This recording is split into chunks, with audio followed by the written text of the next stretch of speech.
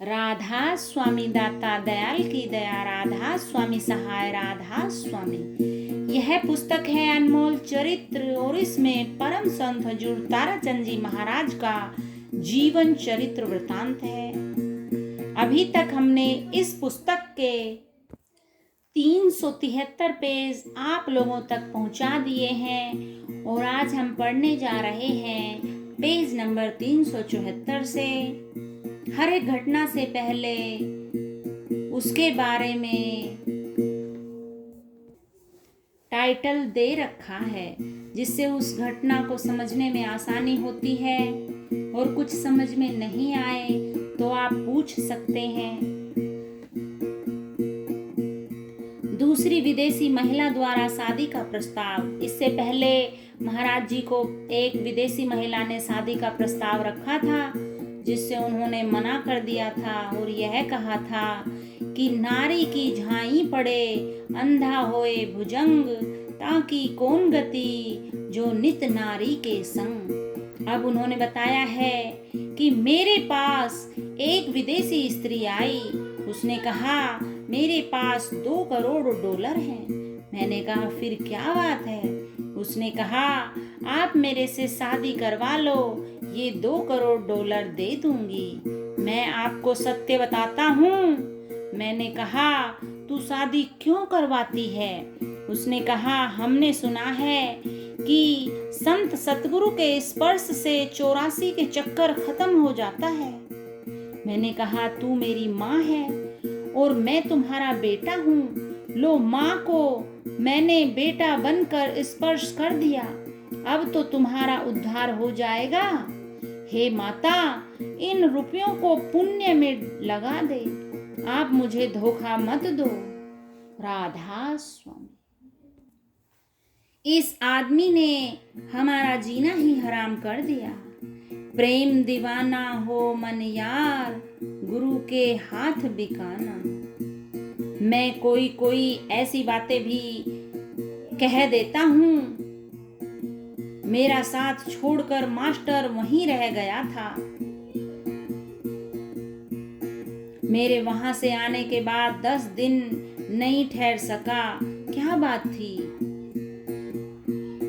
वह तो America Canada था, इसके बच्चे भी कहीं वहीं थे, पर नंद सेहरा ने मुझे बताया कि इस आदमी ने तो हमारा जीना ही हराम कर दिया। इसने रोटी नहीं खाई और हर वक्त ही रोता रहा कि मेरी टिकट बनवा दो, मैं जल्दी जाऊंगा। नारायण सिंह ने यह कह दिया कि महाराज जी को तकलीफ है, मुझे कोई भी तकलीफ नहीं थी। इसने कहा मैं अभी इसी वक्त जाऊंगा। इतना प्यार दिखा देना भी बहुत ही ज्यादा है। और तो प्रेम दीवाने का घर तो बहुत दूर है।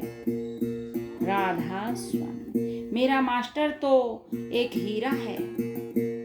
सतगुरु के पास जाने से पहले मैं तो पशु योनि में था, मानस योनि में नहीं था। मैं बड़ाई के काबिल नहीं हूँ। यह तो मेरे सतगुरु की बड़ाई है।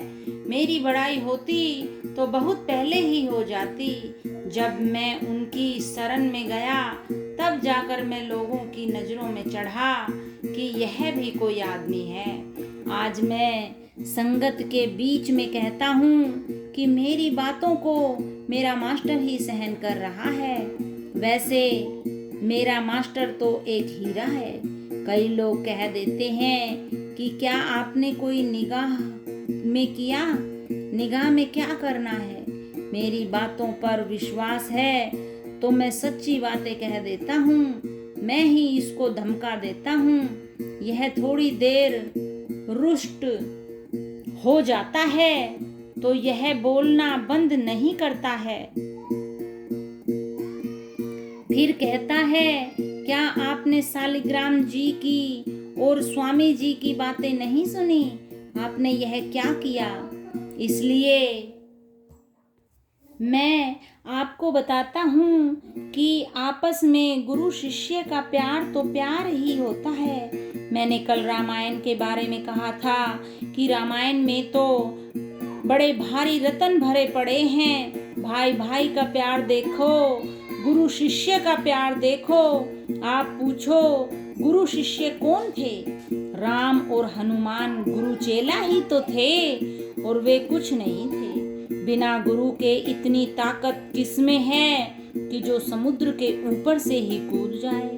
वह जोश इसलिए ही आया था कि उसके गुरु की धर्म पत्नी को रावण उठाकर ले ही आया था, कि उसके गुरु की धर्मपत्नी को रावण उठाकर ले गया। जब किसी शिष्य के आगे उसके गुरु को कुछ कहा जाता है, तब उस शिष्य की आंखों में भौहें नहीं खींचती, तो उससे तो लड़की भी अच्छी है। हनुमान सच्चा गुरुमुख था, इसलिए आज भी हनुमान की बड़ाई की जाती है। राम ने उसकी सेवा से खुश होकर ही यह कहा, जो भी हनुमान को याद करेगा उसका काम अवश्य ही पूरा होगा। मुझे बेशक याद मत करना। इसी तरह निजामुद्दीन औलिया का सच्चा गुरुमुख खसरुद्दीन था, और महाराज सालिग्राम जी भी सच्चे गुरुमुख थे। उन्होंने स्वामी जी की दया से बहुत बड़ा काम किया। उन्होंने कोई कसर ही नहीं छोड़ी। राधा स्वामी, संतों का रोम भी पहचान में नहीं आता। कोई सब्जी विक्रेता हीरे जवाहरात की परीक्षा नहीं कर सकता है। ऐसे बहुमूल्य रत्नों की परीक्षा तो कोई सच्चा जोहरी ही कर सकता है।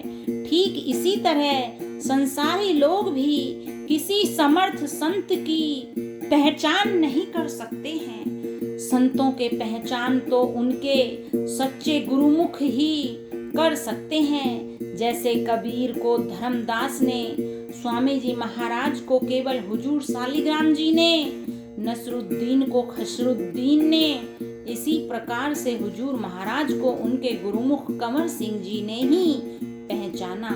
बाकी तो अपने संसारी झमेलों को सुलझाने तक ही सीमित रहे। यदि शेष संपर्क में आने वाले भी उन्हें पहचान लेते, तो आज वे दुविधाग्रस्त नहीं रहते। मैं तो आपको बड़ा भारी सस्ता मजदूर मिला हुआ हूँ, पर जब वह वक्त आएगा तभी पता लगेगा। फिर मेरे पीछे से क्या कहोगे? यही कहोगे कि महाराज जी का हमें पता नहीं था। स्वामी जी महाराज ने कहा, मेरे परिवार और मेरे पास वालों ने मेरा रोम भी नहीं पहचाना, मेरा संत का रोम भी पहचान में नहीं आया। एक सालिग्राम ने ही मुझे समझा। यह स्वामी जी महाराज का लेख है। जब उनका ही एक रोम नहीं पहचाना, तो बताओ मेरा क्या पहचानोगे?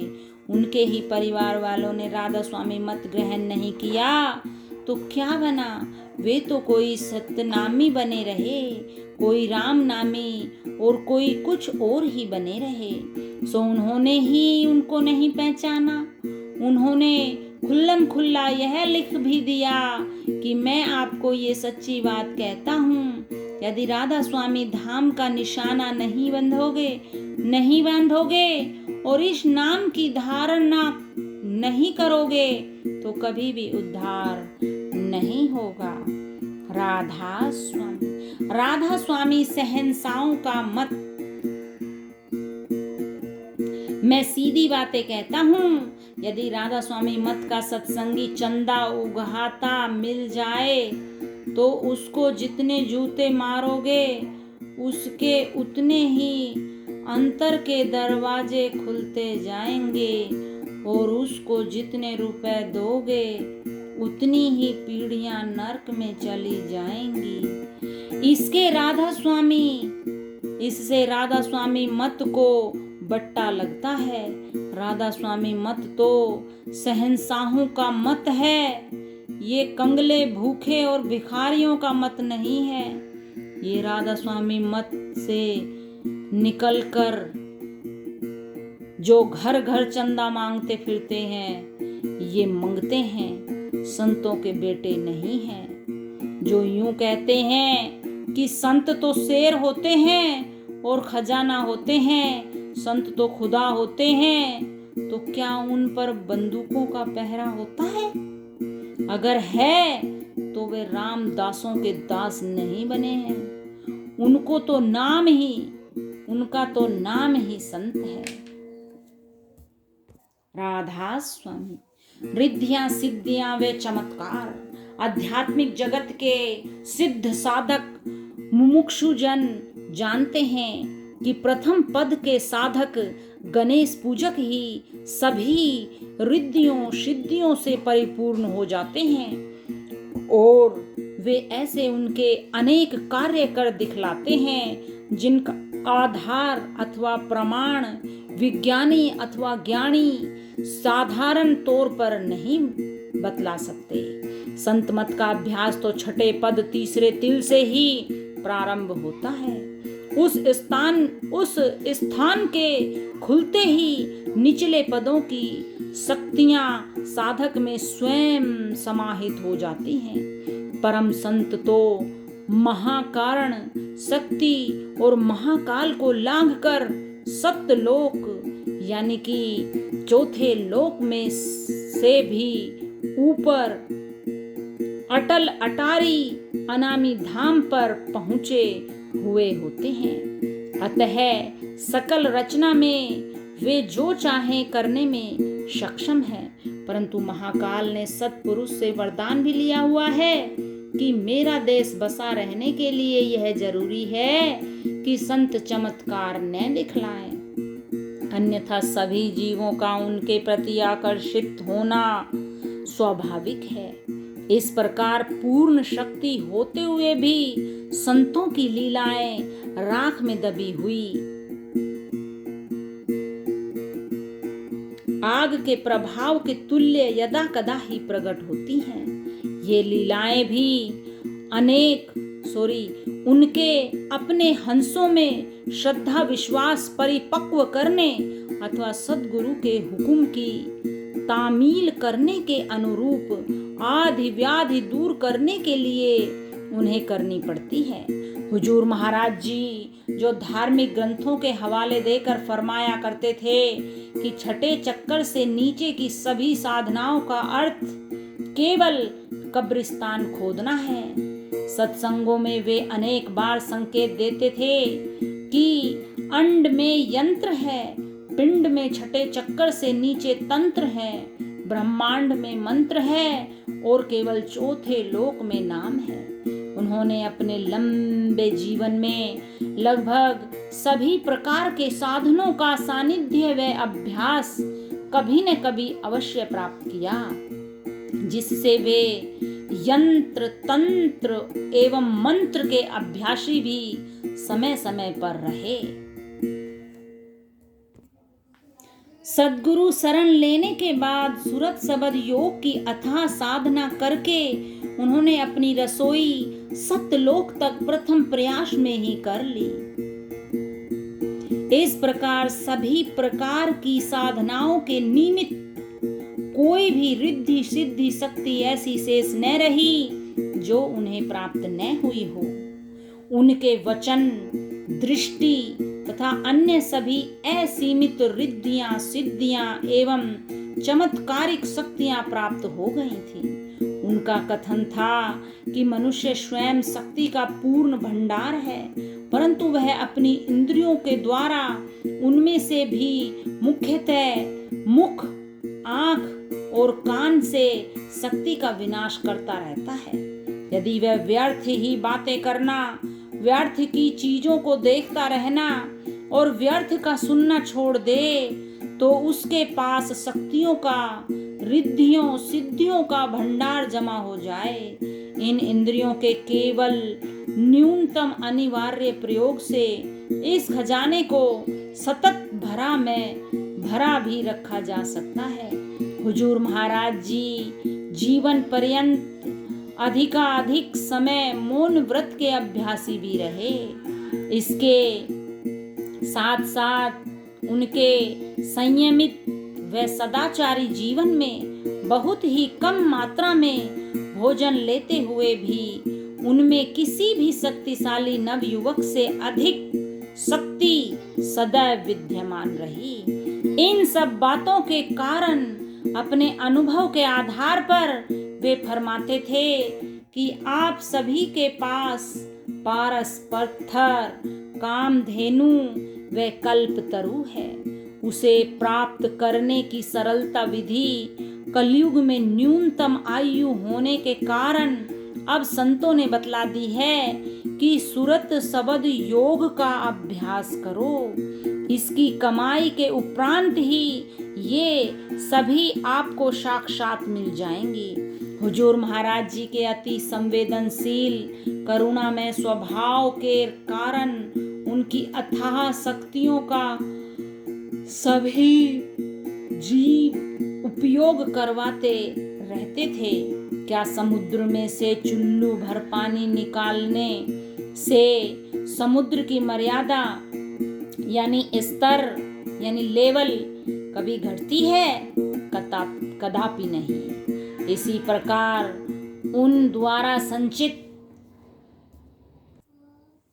अथाह शक्ति भंडार में से देश विदेश के सत्संगी और बिना दीक्षा लिए हुए व्यक्ति भी थोड़ी सी प्रार्थना करके अधिकतम प्राप्ति कर लेते थे और अधिक प्राप्ति के प्रयास में उनसे अपने घर पधारने की सतत मिन्नतें करते रहते थे।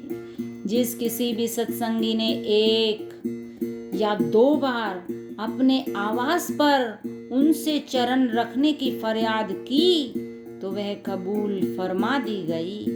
अनेक बार तो जीवों की व्याधि, बीमारी, दुर्घटना, सनातन विहीनता के श्राप से उन्हें संतान विहीनता के श्राप से उन्हें विमुक्त करने के लिए हुजूर महाराज जी ने स्वयं मौके पर पहुंच जाया करते थे। धोती, नेति, वस्ती, प्राणायाम, गायत्री मंत्र, जाप आदि अनेक आश्चर्यजनक क्रियाओं के साथ साथ धुनी वाले बाबा, मूंगीपा बाबा आदि का सूक्ष्म प्राकट्य, राम लक्ष्मण सीता का साकार यानी साकार दर्शन, अनेक साधु संतों के साक्षात दर्शन एवं उनके द्वारा अपने अंत समय में अपनी सारी शक्तियां इन्हें स्थानांतरित कर देने के फलस्वरूप उनकी सूरत शब्द की कमाई में से लाखों लोगों ने उनसे सांसारिक तथा आध्यात्मिक लाभ प्राप्त किए। परम संत अरमान साहेब तथा फकीर चंद जी महाराज ने अलग अलग समय पर सारी संगत के सामने क्रमशः अपना हाथ इनके शीश पर रखकर व दाहिने पांव का अंगूठा उनके मस्तक पर लगाकर ये शब्द कहे कि हमारे पास जो कुछ भी था सब तुम्हें संभलवा दिया है। बेधड़क होकर कार्य करते रहना। परम संत पंडित फकीर चंद जी ने तो उन्हें प्रसाद बनाने की बख्शीश देकर असीमित आशीर्वाद पहले ही दे दिया था कि संत ताराचंद तू जिस किसी को प्रसाद बनाकर दे देगा वह प्रसाद उसकी हर मनोकामना पूर्ण कर देगा। परंतु संत मत की सर्वोच्च मर्यादा को यथावत कायम रखने के लिए हुजूर महाराज जी ने स्वयं निवेदन करके इस आशीर्वाद को परिवर्तित करवाया कि केवल पूर्ण श्रद्धा विश्वास रखने वाले जीव की ही मनोकामना पूरी हो। अनेक महात्माओं संतों ने उन्हें भविष्यवाणियां करके वचन दिए कि आपको तो अन्य यानी अनेकों जीवों को तारने का हुक्म राधा स्वामी धाम से ही स्वतः प्राप्त है। उन्होंने अपनी शक्ति का उपयोग बिना संकोच, बिना कृपणता, बिना भेदभाव खुलकर किया। हुजूर महाराज जी ने फरमाया है कि तुम अपनी एक आशा लेकर अपने संत सतगुरु के पास जाओ। यदि वह उस आशा को भी पूरी नहीं करता है तो उसके मुंह पर थूक दो और तुम मेरे मुंह पर भी थूकने के लिए आजाद हो। परंतु वास्तविकता यह है कि हुजूर महाराज जी अपने जीवों की जगत व अगत की अनेक अभिलाषाओं को बिना मांगे ही पूरा करते रहते थे। संत मत में आने के पूर्व भी हुजूर महाराज जी असंख्य जीवों को झाड़ा लगाकर, ताबीज देकर, आशीर्वाद देकर अनेक व्याधियों से मुक्ति दिलवाते थे। इसके बाद दीन दुखियों को आशीर्वाद तथा प्रसादी देने का कार्य अपने धाम में करने लग गए। उन्होंने असंख्य जीवों को दुर्घटनाओं से बचाया, अनेक लोगों को नसों, विषों, रोगों तथा विभिन्न प्रकार के अभावों से मुक्ति दिलवाई। मातृत्व की इच्छुक औरतों को बांझपन से पूर्णतः मुक्ति दिलवाई। उनके अन्य प्रकार के वाणी प्रदत्त, हस्त प्रदत्त, प्रसाद प्रदत्त चमत्कारों का वर्णन किसी बड़े ग्रंथ में समायोजित करना भी शायद संभव न हो सके। फिर भी असंख्य चमत्कारों से कुछ का संकलन ही यह प्रस्तुत किया गया है। राधा स्वामी। अब चमत्कार की आगे बात करेंगे, तब तक के लिए राधा स्वामी। अगली वीडियो का इंतजार कीजिए।